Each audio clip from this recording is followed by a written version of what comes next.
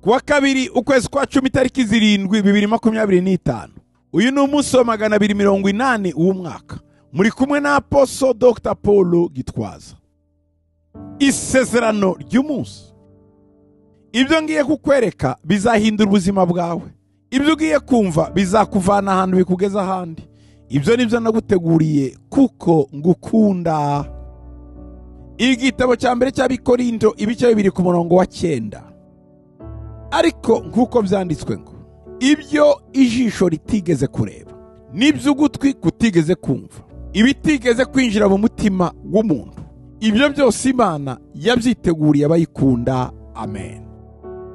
Hari igihe Imana idutangaza, iduha kureba ikinguye amaso yacu, iduha kumva ikinguye amatwi yacu, kuko benshi nubwo tuvuga ngo turareba ariko mu isi y'umwuka ni impumyi.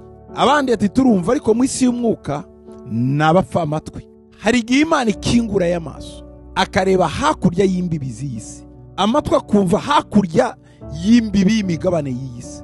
Ibyo rero bikora gusa Imana idukunda, ni ishobora kudukingura ikatwishurira ibyo tutazi, ikatwereka ubuzima bwacu bwiza buri hari imbere, ikatwereka umugambi mwiza idufitiye, ngo iby'ijisho ritigeze kureba, ibyo ugutwi gutigeze kumva, ibitigeze kwinjira mu mutima w'umuntu, ngo Imana yabiteguriye abayikunda.